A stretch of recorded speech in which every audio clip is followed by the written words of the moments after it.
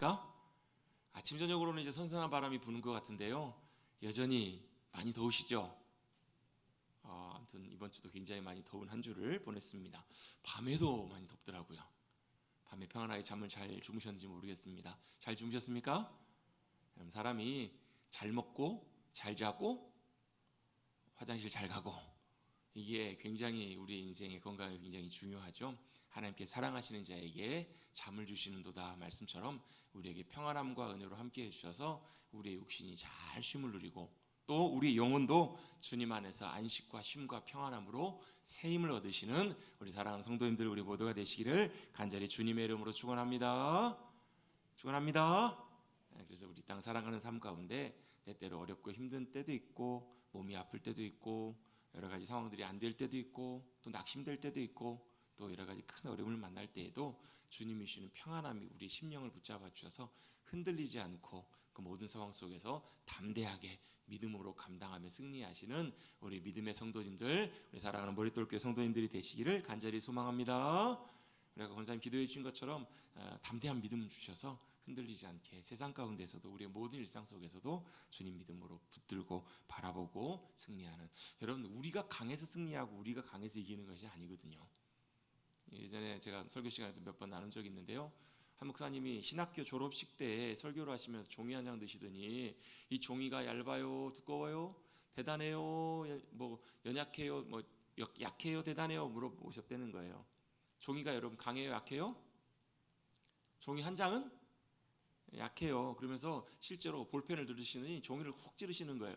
자 봐요, 잘 뚫어지죠? 잘 찢어지죠? 이렇게 약해요.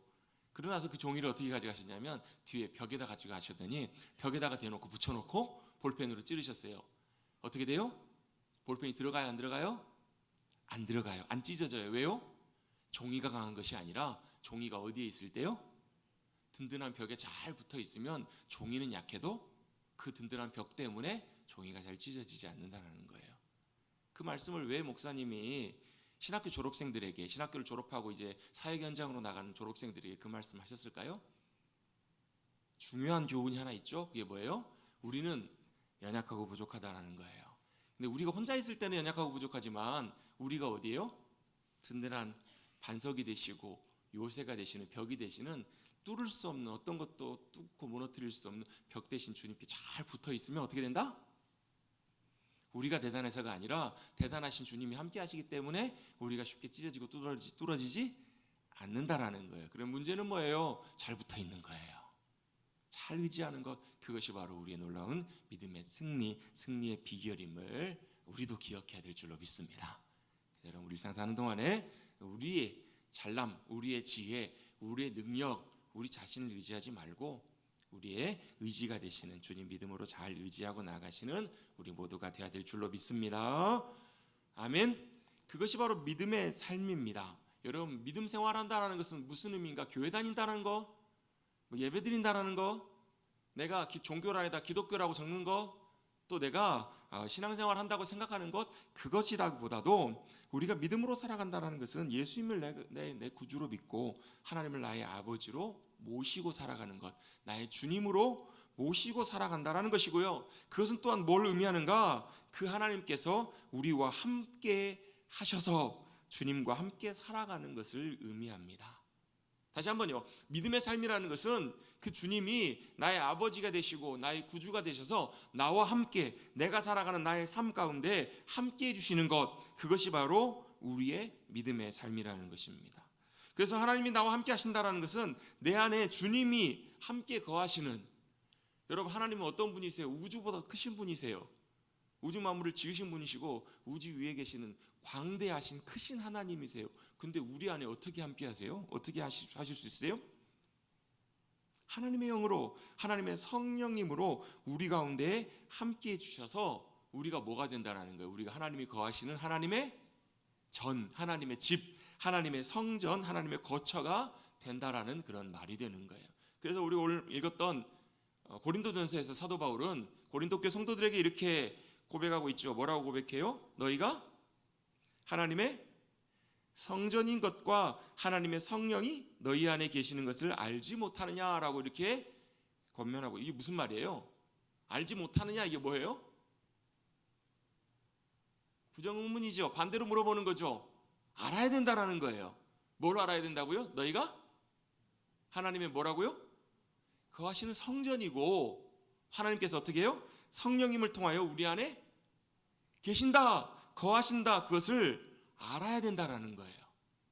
그래서 하나님이 거하시는 성전이기 때문에 성전을 더럽히면 안 되고, 하나님의 성전이 거룩하기 때문에 우리도 거룩한 삶으로 나아가야 된다. 결론적으로 말씀드리면 뭐예요? 믿는 그리스도인들, 하나님을 우리의 주님으로 모시고 살아가는 이들이 뭐라는 거예요? 우리의 삶이, 우리의 존재가 하나님의 집이요, 거하시는 처소요, 성전이라는 것입니다.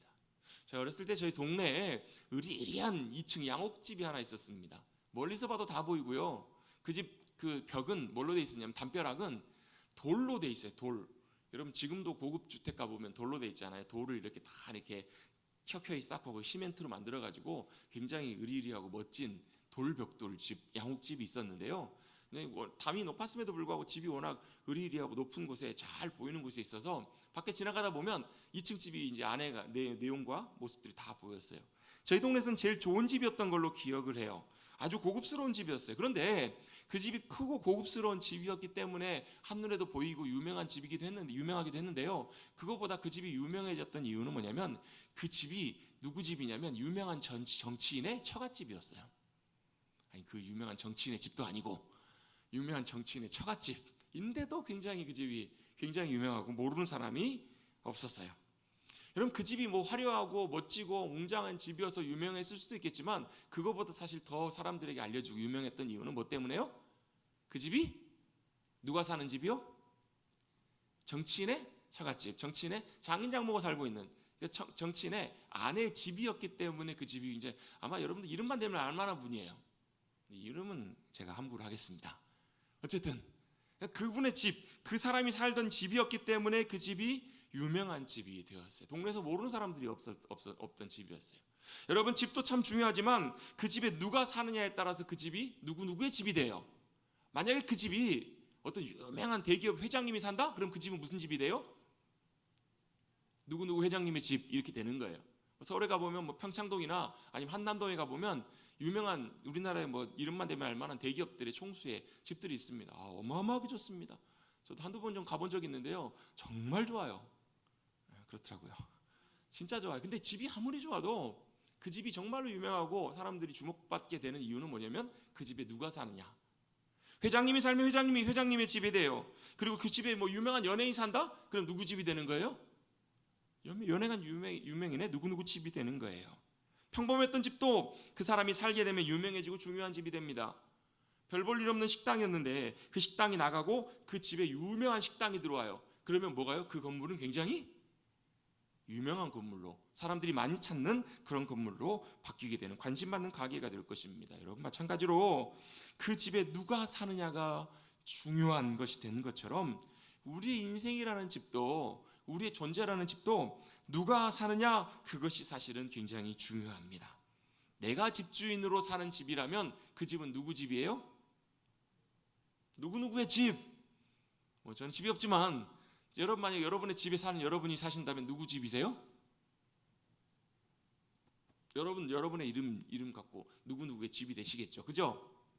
그런데요, 우리의 집이라면 그냥 그런 집이에요. 누가 사는 집이에요. 그런데 내 안에 주님이 계시고 주님이 내 안에 사시는, 또 주님이 거하시는 집이 되면 얘기가 좀 달라져요. 그러면 나라는 인생의 의미와 존재와 가치가 완전히 달라진다라는 거예요. 누구누구의 집, 누구누구의 인생에서 이제는 뭐가 되냐면, 천지 만물을 지으신 놀라운 만물의 통치자이신 하나님을 모시고 사는 하나님의 집, 주님의 전이 된다는 거예요. 뭐가요? 저와 여러분의 삶이, 인생이요. 여기까지 잘 이해가 되십니까? 이해가 되십니까? 그래서 사도 바울은 고린도 후서에서 이렇게 말씀해요. 고린도 4장 7절 말씀에 보면, 우리가 이 보배를 질그릇에 가졌나니, 여기서 이 보배라는 말은 무슨 말이냐면, 보배 대신에 예수 그리스도를 의미해요. 질그릇은 누구를 의미해요? 자, 다시 한번 읽어볼게요. 우리가 이 보배를 질그릇에 가졌으니, 이 말씀에서 보면 두 가지가 나와요. 보배가 나오고 질그릇이 나와요. 보배는 누구세요? 보배 대신 예수님이 바로 우리의 보배가 되신다고요. 질그릇은 누구예요? 잘 모르시겠습니까? 질그릇은 저와 여러분이에요. 질그릇은 뭐예요? 별 볼 일 없는, 그냥 툭 치면 깨져버릴 것 같은, 그거 바로 우리 존재라는 거예요. 질그릇은 우리인데요, 이어서 이렇게 말씀합니다. 심히 큰 능력은 하나님께 있고 우리에게 있지 아니함을 알게 하려 함이라 라고 이렇게 말씀하고 있어요. 지극히 큰, 우리가 이 보배를 질그릇에 가졌나니 이 심히 큰 능력은 우리에게 있는 것이 아니라 하나님께 있다, 이것을 알게 하려고 사도 바울이 권면하고 있는 거예요. 자, 그러면 한번 정리해 보십시다. 이 질그릇 안에 뭐가 담겨 있어요? 보배가 담겨 있어요. 그럼 질그릇은 별 볼 일 없지만 그 보배를 담고 있는 질그릇은 귀해요, 안 귀해요? 귀한 그릇이 돼요. 왜요? 담겨 있는 것이 귀하기 때문에 그래요. 여러분, 물론 뭐 거기에 걸맞는 포장이나 그릇도 굉장히 중요하겠지만, 여러분, 그 안에 굉장히 진귀한 보화가 담겨 있는데, 보물이 담겨 있는데, 다이아몬드 반지가 담겨 있는데, 그 포장이 그냥 허접하고 싸구려고 별 볼 일 없는, 여기 다이소 같은 데 산 1,000원짜리 2,000원짜리 케이스에 들어있다고, 여러분 케이스가 별 볼 일 없다고 그냥 버리실래요? 버리시려면 저 주십시오. 여러분, 물론 가치 있는 귀한 보석을 담고 있다면 포장지도 그렇게, 그릇도 귀하면 좋겠지만, 그렇지 않다고 해서 그것을 함부로 버리거나 가치 없는 것으로 여기는 것은 어리석은 행동이라는 거예요. 그러면 여러분 보십시다. 질그릇은 우리예요. 근데 우리는 별 볼 일 없을지라도 우리 안에 뭐가요? 대단하신 보화 되신, 보배 되시는 주님이 거하시면 그 인생과 그 삶은 어떻다고요? 별 볼 일 없는 것이 아니라는 거예요. 귀하라는 거예요. 여러분, 저와 여러분, 우리는 모든 질그릇과 같이 별것 아니에요. 별 볼 일 없어요. 옆에 계신 분이 한번 인사 한번 해보십시다. 당신은 별 볼 일 없습니다. 당신은 별 볼 일 없습니다. 참 부담스러우시죠? 근데 실제로 그래요. 여러분, 툭 하면 깨져버리는 것이 여러분 우리의 인생이에요. 잘났다고 열심히 꾸미고 잘났다고 열심히 많이 화려하게 갖추고 있지만 실제로는 별 볼 일 없는 것, 그것이 바로 저와 여러분이에요. 우리 육신 금방 시간 지나면 금방 쇠해져 버려요. 제가 엊그저께 머리를 자르고 왔어요. 머리를 자르고 왔는데요, 요즘 미용실에 가서 머리를 자를 때마다 미용사가 하는 얘기가 있어요. 이제 염색하셔야 됩니다. 염색하셔야 된대요. 웬만하면 버티고 있습니다. 왜요? 귀찮아서. 한 번 하면 계속 해야 될 것 같아서. 왜 그래요? 금방이에요. 여러분, 제가 머리 뚫기 처음 왔을 때만 어때요? 그래도 그때만 해도 파릇파릇했는데, 그때는 흰머리도 거의 없었을 때예요. 지금은 어때요? 옆에가 하얘요. 여러분도 그러시지 않으세요? 그저께 어떤 목사님들하고 얘기를 하다가 저희 아이 뭐 이렇게 얘기가 나가지고 큰애 돌 때 사진을 이렇게 같이 잠깐 나눠보게 됐어요. 그때만 해도 이 누군지, 애 아빠가 누군지 참 궁금하더라고요. 그 아빠가 어디 갔어요? 19년 전에 그 아빠는 어디 갔나요? 완전히 지금 다른 사람이 됐어요. 왜 그래요? 시간이 지나면 우리 인생은, 우리 육신은 그렇게 돼버릴 수밖에 없다라는 거. 왜요? 우리 인생은 연약한 질그릇과 같은 존재이기 때문에 그래요. 그런데 연약한 질그릇에 누가요? 보배 되시는 주님이 담기면 그것은 완전히 달라집니다. 여러분, 이것이 바로 주님을 모시고 살아가는 믿음의 삶의 본질입니다. 우리가 대단해서가 아니라 우리 안에 누구를 모시고 살아가는가, 그것이 믿음의 삶에 굉장히 중요합니다. 놀랍게도 이것은 믿음의 삶이고요, 이것이 여러분 원래 하나님께서 창조하신 창조의 의도셨습니다. 무슨 얘기냐면, 하나님께서 아담을 만드시고 어떻게 해요? 아담과 함께 거하시고 사시기 위해서, 그래서 에덴을 만드시고 함께 사셨어요. 아담과 함께 거하셨다고요. 그런데 어떻게 해요? 안타깝게도 아담은 범죄함으로 에덴에서 쫓겨나게 됩니다. 그럼 어떻게 해요? 하나님이 우리와 함께 하실 수 없게 됐잖아요. 그 이후부터, 그때부터 하나님께서는 누구를요? 인간들을 찾아오셨습니다. 인간들을 찾아오시고 그들을 만나주셨고 그들과 함께 하기를 원하셨어요. 여러분, 성경에 보면 하나님은 어떤 분이시라고 설명하고 있는가? 하나님은 사랑이시다라고 말씀하고 있어요. 그 말씀의 의미가 무슨 말씀이냐면, 하나님은 사랑이시기 때문에 그 사랑으로 우리 한 사람 한 사람을 선택하셨고, 그리고 사랑하시기 때문에 함께 하시려고 이 땅에 오셨다라는 것을 의미한다라는 거예요. 여러분, 사랑하면 어때요? 자꾸 보고 싶고 함께 하고 싶잖아요. 사랑하면 어때요? 자꾸 만나고 싶어요. 그것이 바로 사랑의 속성이기 때문에 하나님이 어떻게 하셨다고요? 사랑하셔서 하늘 보좌를 버리시고 이 땅 가운데 오셨다고요. 우리 찬송가 304장에도 보면 그런 가사가 나오잖아요. 저 높은 보좌 위에서 어떻게 이 낮고 낮은 이 땅까지 오셨다고요. 여러분, 우리나라도 나름 그래도 잘 살기 괜찮은 좋은 나라 중에 하나예요. 근데 생각해 보십시오. 우리나라에 살다가 굉장히 좀 낙후되고 여러분 모든 것들이 좀 열악한 그런 나라에 산다고 생각해 보십시오. 그럼 삶이 어떨까요? 굉장히 삶의 많은 부분들이 질이 떨어질 거예요. 쉽지 않을 거예요.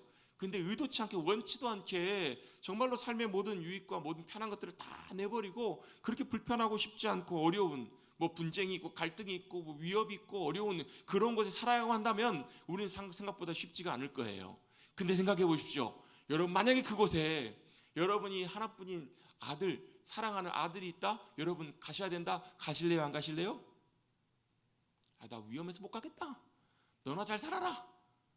그렇진 않을 거예요. 사랑하는 여인이 있다? 사랑하는 연인이 있다? 사랑하는 남편이 있다? 그럼 여러분 어떻게 하실래요? 여러분 한번 생각해 보십시다. 여러분 이제 남편이 있고 아내분이 있는데 서로 배우자가 있는데요. 뭐 출장을 파견을 받고 갔어요. 근데 이제 가야 돼요. 근데 가기 싫어요. 어떻게 하실래요? 가실래요? 마실래요? 뭘로 결정나는 줄 아세요? 사랑하느냐 안 하느냐에 따라 결정이 나요. 사랑하면요 간다는 거예요. 사랑하면 함께 한다는 거예요. 하나님께서는 그렇게 사랑하시기 때문에 인간들을 찾아오셨어요. 이 땅에 임하셨어요.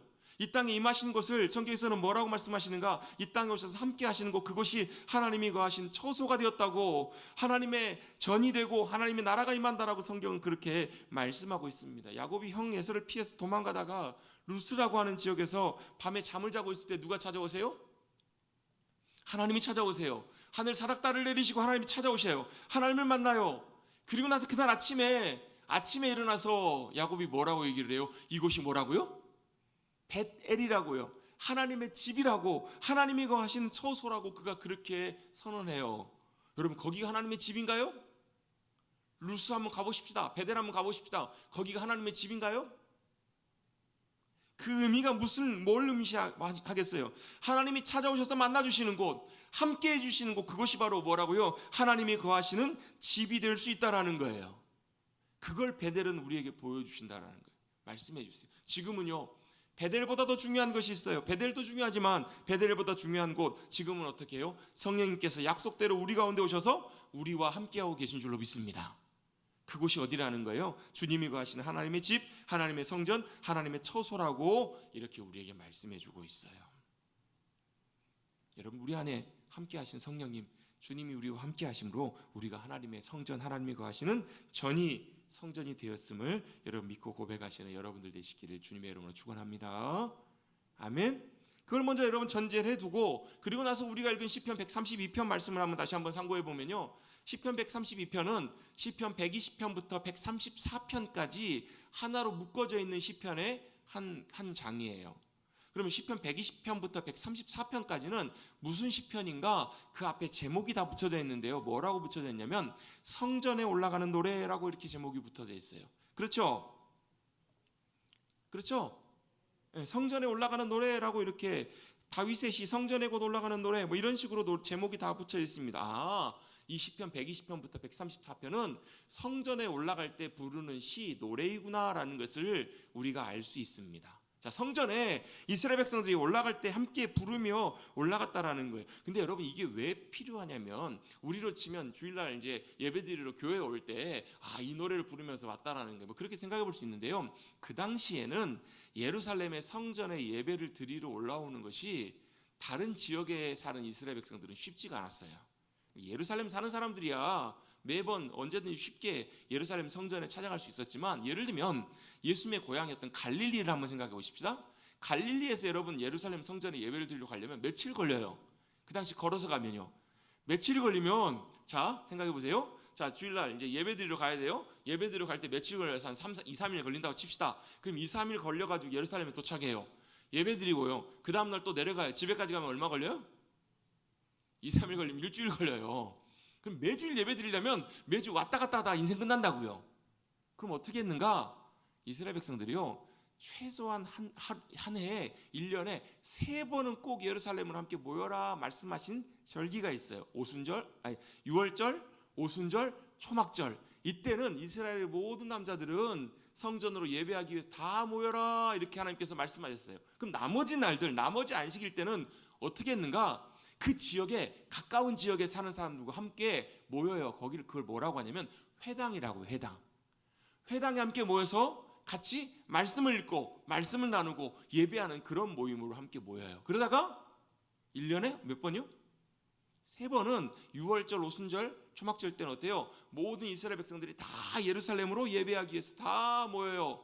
남자들, 여자들, 가족들, 친지들, 동네 사람들 함께 다 모여서 올라가요. 며칠 동안 올라갔겠죠. 우리 옛날로 치면, 우리 뭐 지금은 좀 덜하지만 옛날에는 추석 때, 설날 꼭 부모님 고향에 찾아뵀었잖아요. 막 옛날에도 막 보면 막 서울역 버스터미널 보면 난리잖아요. 왜 그래요? 마땅히 의뢰 당연히 부모님께 찾아가야 되는 것이 마땅한 일이었으니까 그렇게 이동을 했잖아요. 그것처럼 예루살렘의 성전에 그렇게 올라갔다는 거예요. 올라가면서 뭐하고 올라갔을까요? 며칠 걸리는 일정을 갈 때 뭐하고 올라갔을까요? 뭐 물론 이런저런 잡담도 하고 뭐 재밌는 이야기도 하고 이렇게 올라갔겠죠. 근데 그때 뭘 했냐면 그때 이 노래를 부르면서 올라갔다는 거예요. 성전에 올라갈 때 이 찬양을 부르면서. 그 찬양이 무슨 찬양인가? 120편 보면 이런 내용이 나와요. 하나님, 우리를 괴롭히는 대적들이 너무 많아요. 말로 우리를 공격하고 힘들게 하고 어렵게 만드는 대적들이 너무너무 많아요. 근데요, 내가 산을 향하여 눈을 들래요. 산이 어디예요? 하나님께서 거하시는 성전산, 시온산, 예루살렘 성전산을 향해서 바라보면서 뭐라고 고백해요? 나의 도움이 다른 데서 오는 것이 아니라 천지를 지으신 여호와 하나님께로부터 옵니다 라고 고백하며 올라간 거예요. 자, 아무 생각 없이 가다가 이 노래를 부르네요? 그럼 무슨 생각이 들까요, 사람들이? 아, 나의 도움이 하나님께로부터 오는구나 라고 이 찬양을 고백하면서 뭐예요? 다시 한번 상기시킬 수 있겠죠? 아멘? 여러분 그 찬양 아시잖아요. 하나님은 너를 지키시는 자. 그 찬양 아시죠? 너의 우편에. 그게 여러분 시편 121편 그 찬양, 그 시예요, 시. 그늘 대신이 낮의 해와 밤의 달도 너를 해치 못하리라. 눈을 들어 어딜 봐요? 산을 보아라. 어디에? 성산, 예루살렘 성전산, 그 산을 봐라. 왜요? 나의 도움이 어디서부터 와요? 천지를 지으신, 천지 만물을 주관하시는 여호와 하나님께로부터 옵니다. 아멘. 이 찬양을 하면 성전에 올라가는 거예요. 또 뭐예요? 내가 성전에 올라갔더니, 성전에 올라가는데 그렇게 기쁠 수가 없는 거예요. 그렇게 사모하고 만나기를 원했던 주님을 사모하여서 나가니까 얼마나 기쁜지 모르겠다고. 여러분, 주님 전에 예배 자리로 올라오신 여러분의 발걸음이 기쁘고 복되시기를 주님 여러분 축복합니다. 그들은 여러분 며칠씩 올라오면서도 여러분 그 노래를 부르면서 기쁨으로 올라왔다고. 왜요? 주님이 나의 도움이 되시고, 여러 상황 속에서도 주님이 나를 붙드시고, 그 중간에 보면 그런 고백이 있어요. 하나님이 나와 함께 하지 않으셨으면, 하나님이 우리 편이 되지 않으셨으면 대적들이 우리를 다 삼키고 우리가 다 무너졌을 텐데, 하나님이 우리와 함께 하시는 것이 우리에게 얼마나 크고 감사한 일인지요. 내가 어때요? 파수꾼이 아침을 기다림 같이 주님을 기다립니다.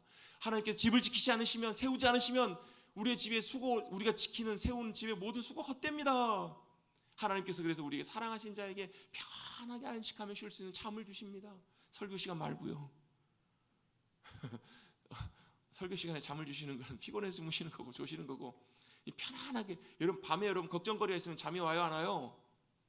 어떨 때는 뜬 눈으로 밤새울 때 있으시죠? 근데요, 하나님께서 편안하게 잠을 잘 수 있다는, 이렇게 하신다는 말씀 무슨 의미예요? 우리의 모든 염려 걱정 주님이 다 책임지시고 우리에게는 편안하게 쉴 수 있는 그런 안식과 쉼을 주신다라는 의미예요. 그 하나님이 누구시라고요? 우리 하나님이시라고요. 늘 그렇게 우리를 도우시고 붙잡아 주신 하나님, 그분이 우리의 복이 되시고 우리를 구원하시고 건지시고 용서하시고 붙들어 주신 하나님이심을 고백하며 성전에 올라가는 거예요. 그 고백 중에 어떤 고백이 나와요? 오늘 시편 132편의 고백이 나와요. 사실 오늘 1절부터 전체 말씀을 읽으려다가 말씀이 너무 좀 길어서 다 읽진 않았는데요, 우리가 올라가는 그 성전이 어떤 성전이냐는 거예요. 그 성전이 어떤 성전이에요? 다윗이 겸손함으로 주님 앞에 나아가 사모함으로, 하나님의 성전은 사모함으로 지었던, 물론 여러분 성전은 누가 지었나요? 누가 지었죠? 솔로몬이 지었어요. 근데 실제로 성전을 지은 건 솔로몬이지만 모든 준비와 모든 걸 다 했던 사람은 다윗이에요. 왜요? 다윗에게는 뭐가 있었냐면 하나님을 향한, 하나님이 거하실 처소를 향한 사모함과 간절함이 그에게 있었기 때문에 그래요. 간절히 사모하고 찾고 구해요. 그래서 다윗이 어떻게 해요? 오늘 본문의 앞에 부분에 보면 이렇게 그 고백되어 있는 것이 나와요. 어떤 것이 나오냐면 다윗이 하나님 앞에 약속을 맹세를 했다라는 거예요. 무슨 맹세를 했냐면, 내가 집에도 안 들어가고 내가 침상에도 올라가지 않을 것이며 내가 잠도 안 잘 거라고. 언제까지요? 여호와의 처소 곧 야곱의 전능자의 성막을 발견하기까지. 성막은 언약궤를 말해요. 언약궤가 다윗의 때까지는 그냥 방치가 되어 있어요. 그 언약궤를 내가 찾고 발견하기까지 잠도 안 자겠다는 거예요. 잠을 잤을까요? 안 잤을까요? 잤겠죠. 근데 왜 이렇게 표현할까요? 다윗의 심정과 마음과 태도와 자세가 이랬다라는 거예요. 내가 이거 하기 전까지 잠도 안 자리라. 그런 적 있으세요, 없으세요? 있으시죠? 그만큼 다윗이 어떻게 해요? 그렇게 하나님 앞에 맹세하며 뭘 구했는가? 하나님의 전, 하나님의 언약궤, 하나님의 임재의 상징인 그 하나님의 법궤를, 언약궤를 찾기 위해서 그렇게 간절히 사모아가 찾다가 찾았어요? 못 찾았어요? 찾았어요. 어디서 찾았는가? 6절 말씀해 보시면요, 우리가 그것이 에브라다에 있다 함을 들었더니 나무밭에서 찾았도다. 이 나무밭이란 말이요, 뭘 의미하냐면 기럇 여아림을 의미해요. 사무엘상 말씀에 보면 기럇 여아림에서 성전을 발견하는 내용이 나와요. 다 사무엘하 말씀에 보면요, 그 성전에 그 언약궤를 발견해서 어떻게 해요? 다윗이 너무너무 기뻐서 그것을 춤추며 어디로 옮겨와요? 다윗성이 어디예요? 예루살렘으로 그 언약궤를 가지고 올려옵니다. 그래서 그 성에 뭐가 생겨요? 하나님의 언약궤가 머무르는 다윗 장막이 생기고 거기에 성전이 세워지게 됩니다. 왜 성전을 세우게 됐을까요? 다윗이 간절히 바라고 원하는 것이 있었어요. 그게 바로 뭐였냐면 하나님이 그들 가운데 거하시는, 하나님의 전, 하나님의 집이 그들 가운데에 있기를 간절히 사모하고 원했던 거예요. 그래서 간절히 사모했던 다윗의 마음과 중심을 하나님께서 보시고 어떻게 하셨는가? 오늘 우리가 읽었던 본문의 13절 14절 말씀 우리 같이 한번 한 목소리로 같이 한번 읽어보겠습니다. 13절 14절 있습니다. 시작. 여호와께서 시온을 택하시고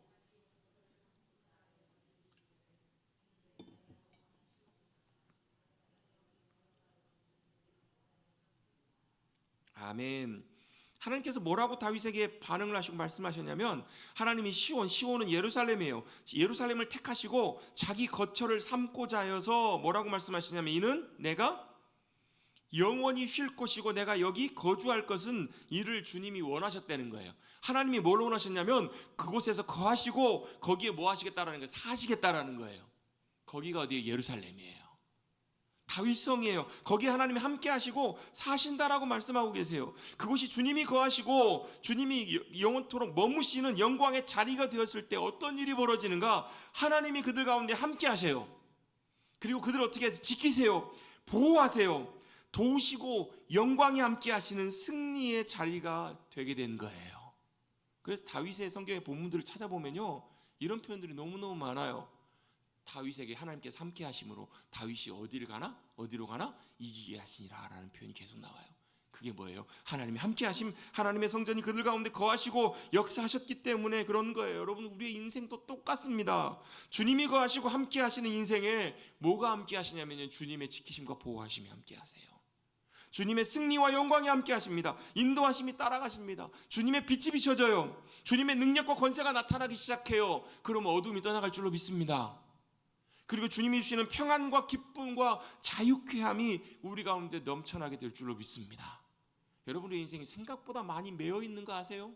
많이 매여 살아가요. 우리 인생에 매여 살아가고 세상에 매여 살아가고 염려에 매여 살아가고 걱정에 매여 살아갈 때도 참 많아요. 근데 주님이 거하시는, 그래서 주님의 영광과 보호하심과 지키심과 인도하심이 함께 할 때요, 거기로부터 진정한 자유함을 누리게 돼요.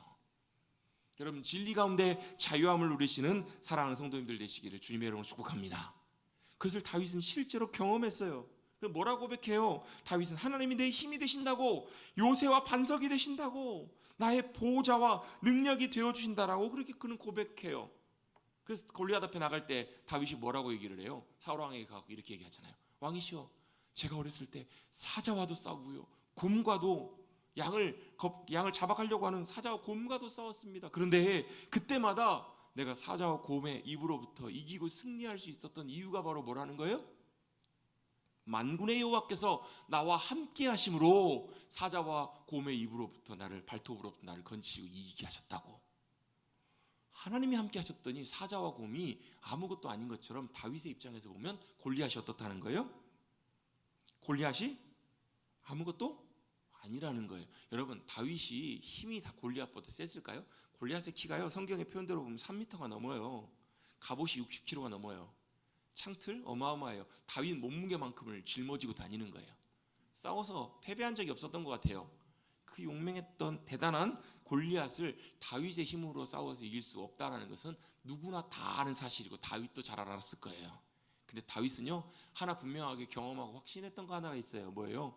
자신과 함께 하시는 하나님, 그 하나님이 함께 하시면, 만군의 여호와 하나님 그 하나님이 함께 하시면 자신 통해서 승리케 하실 것을 그는 알고 믿었던 거예요.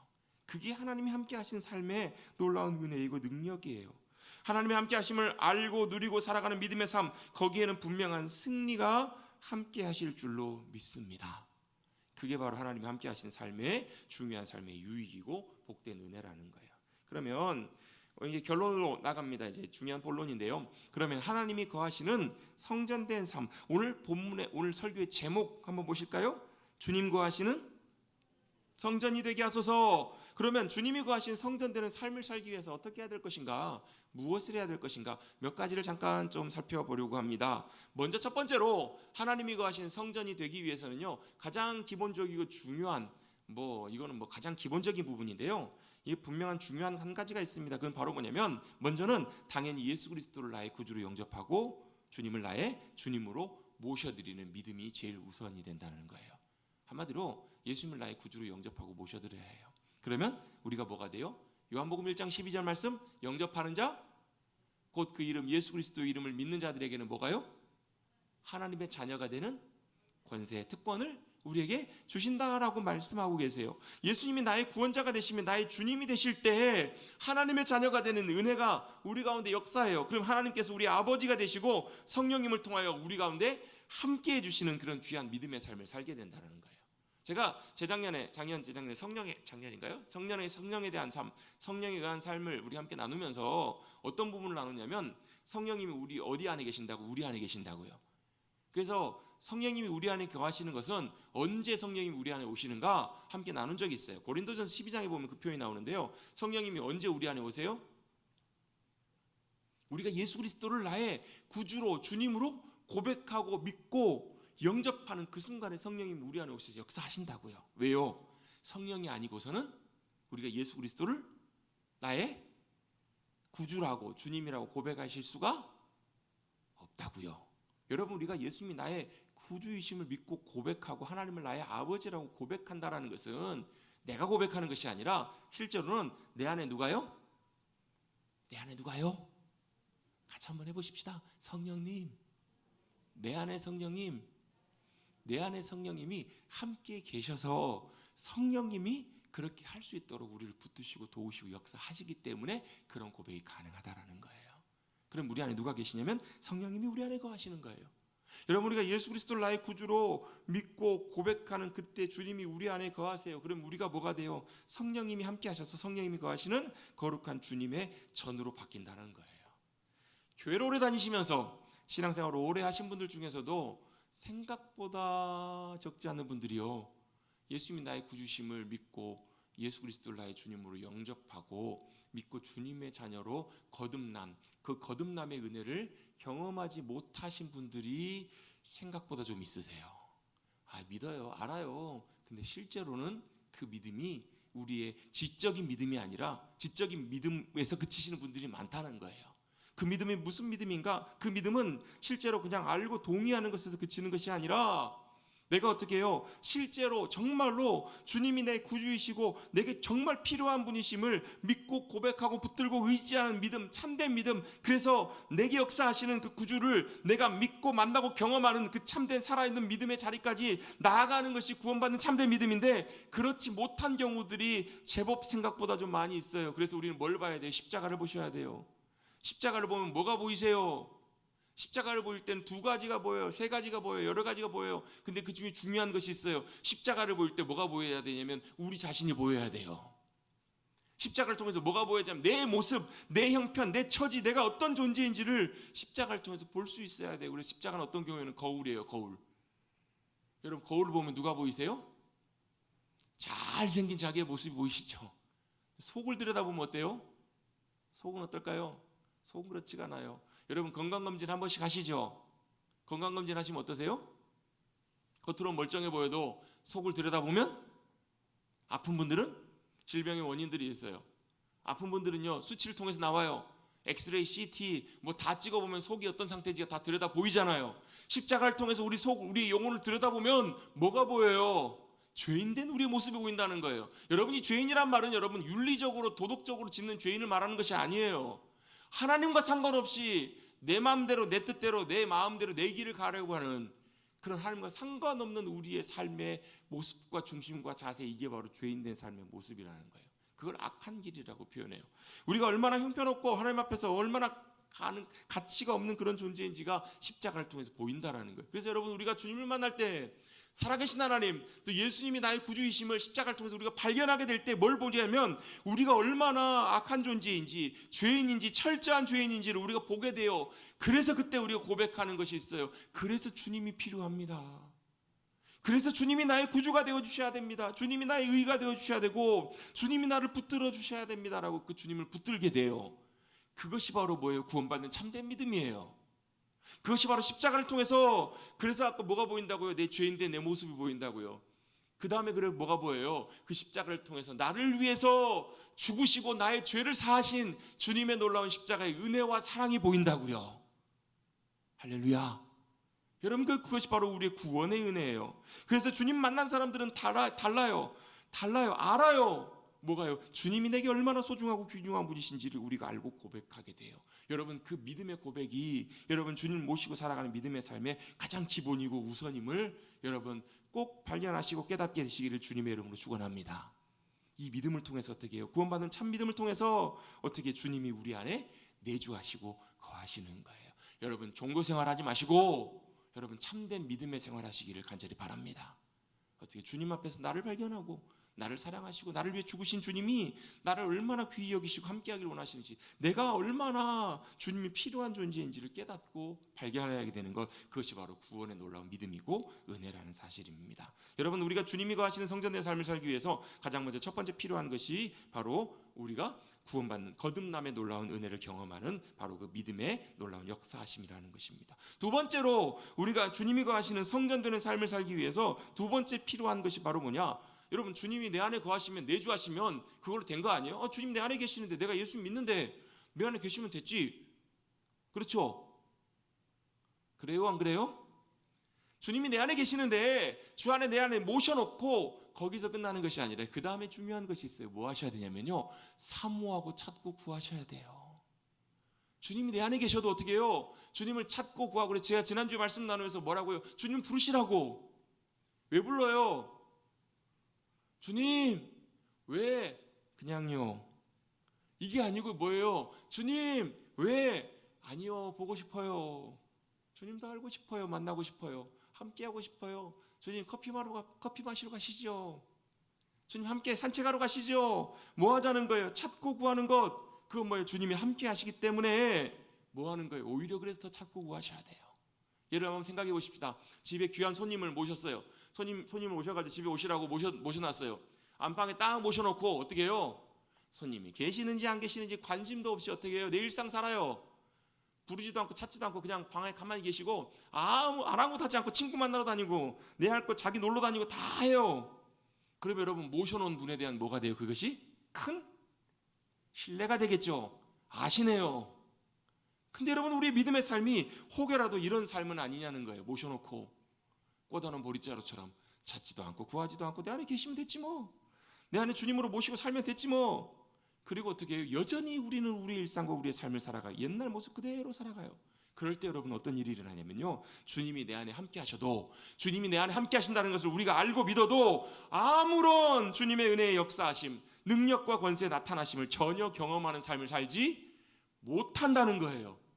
똑같이 옛날과 변화되지 않는 그런 삶을 살아가게 돼요. 그래서 여러분, 우리는 주님을 내 안에 모시고 살아간다면 뭐 하셔야 되냐면요, 찾고 구하고 간절히 사모함으로 주님께 나아가셔야 돼요. 그래서 여러분, 주님이 내 안에 함께 하심을 놀랍게 경험하고 주님과 자주 만나시는 그런 놀라운 믿음의 역사가 필요해요. 그것이 없으면 어떻게 돼요? 주님이 내 안에 계실지라도 여전히 나는 어떻게 살아요? 옛날 습관, 옛 과거의 본성, 죄된 습관, 본성 그대로 살아가요. 그래서 어떻게 해요? 교회는 다니는데 어때요? 예수님 믿는데 세상에서 바라보면 믿지 않는 사람들과 똑같은 삶을 살아가요. 전혀 다르지 않은 삶을 살아간다고. 그 이유가 뭐예요? 주님이 내 안에 계셔도 주님 찾지 않고 나가지 않고 만나지 않으면 변화되지 않는 여전히 똑같은 그런 삶을 살아요. 제가 가끔 사무실에 이렇게 뭐 여러 가지 많은 것들을 보관하게 되는데요, 한동안 너무 오래 안 쓰면 그게 거기 사무실 분명히 있는 건 알겠는데 어디 있는지 잘 찾아요? 못 찾아요? 못 찾는 경우가 많아요. 너무 또 오래되면 있는지 없는지도 잘 몰라요. 가물가물해요. 그럼 어떻게 해야 돼요? 필요할 때는 다 꺼내고 다 찾아봐야 돼요.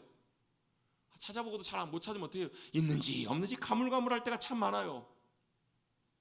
우리가 하나님을 찾을 때 그런 경우가 있어요. 하나님 우리 안에 거하시는데 몇 년 동안 찾지도 않아요. 제가 극단적 예를 한번 들어봅니다. 여러분 우리 예배드리면서 기도하면서도요, 우리 마음 중심으로 하나님을 간절히 사모하고 찾지 않으면 그래요, 계시는지 안 계시는지. 분명히 계시긴 할 텐데, 분명히 계신다고 하셨는데 계신지도 몰라요. 어디 계신지도 몰라요. 다 찾다가 안 계시니까 안 계시나 보다, 가셨나 보다, 이러는 경우들도 생길 수가 있다는 거예요.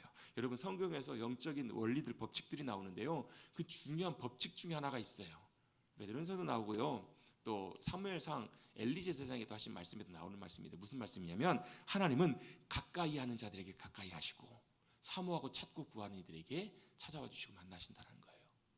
하나님을 함부로 여기고 경멸히 여기고 하나님을 만홀히 여기는 자들에게 하나님께서 멀리 하세요.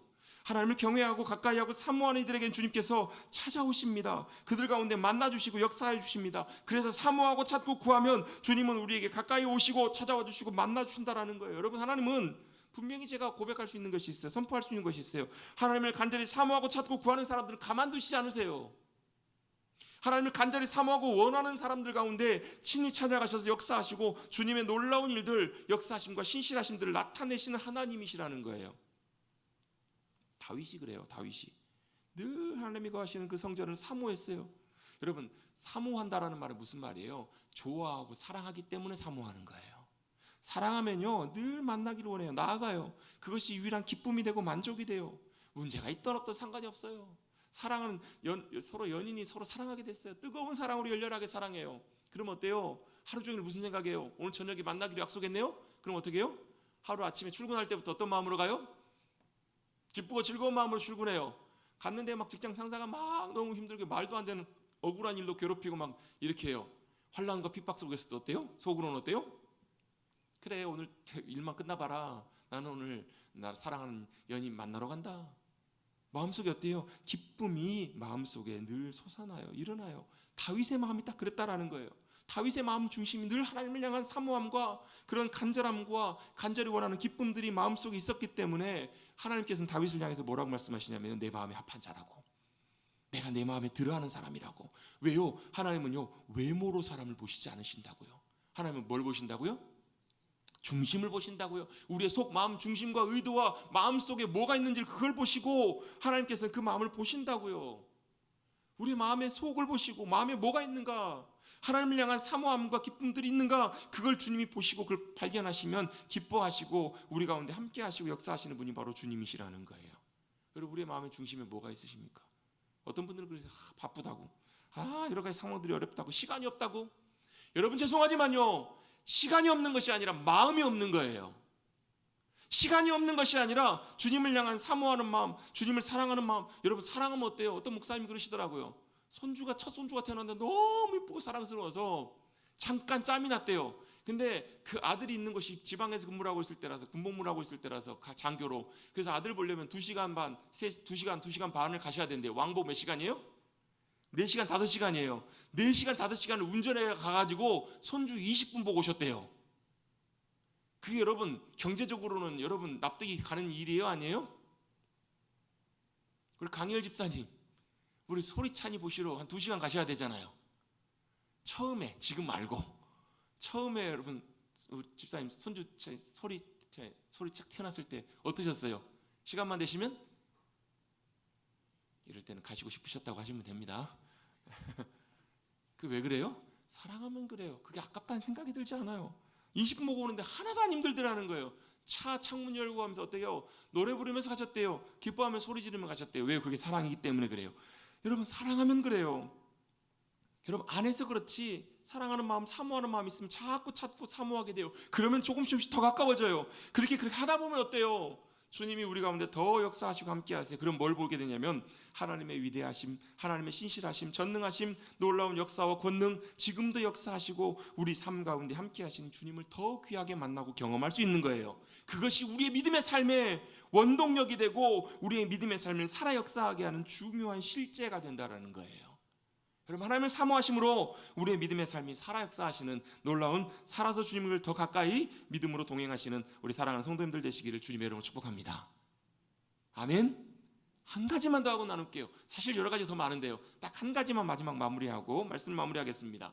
주님 거하시는 성전이 되기 위해서 마지막 세 번째로 해야 될 중요한 일, 하나님의 말씀을 우리가 존귀히 여기고 존중히 여기고 듣고 따르려는 하나님을 경외하는 마음이 있어야 돼요. 하나님을 경외하는 마음은 뭐냐면요, 경외하기 때문에 하나님의 말씀 허투루 듣지 않아요. 말씀을 굉장히 귀히 여기고 듣고 순종하는. 여러분 중요한 사람의 말이면 그대로 듣고 어떻게 해야 돼요? 행해야 되잖아요. 직장 상사 가는 말 여러분 그냥 허투루 듣고 그냥 쉽게 흘려 넘기면 어떻게 돼요? 인사고과에 다 반영되고 나중에 어떻게 돼요? 자기가 피해 결국은 다 입어요. 근데 여러분 어때요? 중요한, 특별히 지휘관, 군대 가면 어때요? 군대에서는 지휘관 말이라면 여러분 절대적이에요. 따르지 않으면 어떻게 돼요? 영창 가요. 큰 문제가 생겨요. 정당한 지시야만 하겠지만 군대 같은 조직에서는 지휘 계통에 따른 상급자의 명령은 반드시 지키고 따라야 돼요. 도로에서는 누구 명령을 따라야 돼요? 교통경찰의 말을 따라야 돼요. 가정에서는요, 가장의 말을 잘 따라야 돼요. 여러분 좋은 태도는 아니지만 애들이 말 안 들으면 결국은 뭐라고 얘기해요? 이렇게 얘기하면 사실 좋은 건 아니지만 너 그러려면 나가 이렇게 얘기하잖아요. 왜 그래요? 집에서는 누구의 말이요? 가장의 말과 권위와 질서가 중요하기 때문에 그래요. 그렇다면 여러분, 우리가 주님을 모시고 살아간다라고 하면 그 하나님께서 천지 만물의 주권자라는 사실을 우리가 알고 믿는다면 여러분, 주님의 말씀하심, 그 말씀하심을 듣고 따르는 것은 당연하다 못해서 반드시 그래야 될 일이 아니냐는 거예요. 여러분, 주님의 말씀에 우리가 듣고 순종하는 삶에 여러분 주님은 그 가운데 함께 하세요. 근데 여러분 거기에 사람들이 관심이 별로 없어요. 왜요? 뭐에 관심이 있냐면 하나님의 말씀보다, 음성보다 우리의 소리에, 세상의 소리에 훨씬 더 관심이 많아요. 거기에 반응해요. 일단 왜 그런가? 일단 마음이 없어요. 마음이. 관심이 없으니까. 하나님 보이세요? 안 보이세요? 여러분 한번 여쭤볼게요. 하나님이 눈에 보이세요? 안 보이세요? 안 보이시죠? 보이면 여러분 그렇게 하시겠어요? 안 하시겠어요? 하나님이 보이시면 보이고 나타나셔갖고 야, 너 그렇게 하지 마 이러면 하실래요? 안 하실래요? 화들짝 깜짝 놀라가지고 아까 에그머니나 이러면서 순종하실래요? 안 하실래요? 순종하시겠죠. 근데 안 보이니까 안 해요. 들리지도 않고 사실 별로 관심과 마음이 없기 때문에 그래요. 그런데 주님을 모시고 살아가는 데 있어서 가장 중요한 것 중에 하나가 바로 뭐냐면 주님의 말씀을 듣고 따라가는 데 있어요. 주님 말씀을 잘 듣고 따라가는 거기에 승리가 있고요, 생명이 있고요, 인도하심이 있고요, 보호하심과 역사하심이 있어요. 여러분 이스라엘 백성들이 가나안 땅 들어갈 때 어떻게 들어가요? 여호수아를 통해서 말씀하세요. 너 두 가지를 말씀하시는데요, 마음을 강하게 하고 담대히 해. 그리고 모세에게 너에게 전해준 율법의 말씀을 늘 읽고 묵상하고 그 가운데 기록한 대로 다 지켜 행하라. 그럼 어떻게 해요? 네 길이 평탄하게 될 것이고 형통케 될 거라고 인도하세요. 처음에 성이 여리고성이에요. 여리고성 어떻게 무너뜨려요? 말씀하신 대로 순종해요.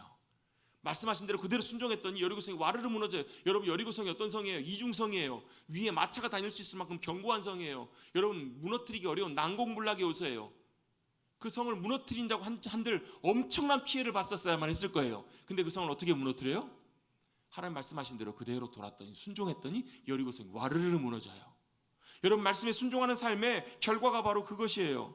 그대로 말씀에 순종했더니 그대로 승리를 주세요. 근데 여러분 어때요? 그 다음 성이었던 아이성은 어때요? 그들이 봤더니 에이 뭐 저거 그냥 한 3,000명쯤 가면 이기겠네. 별 볼 일 없겠네. 누구 따라가요? 자기들의 소리를 듣고 따라가요.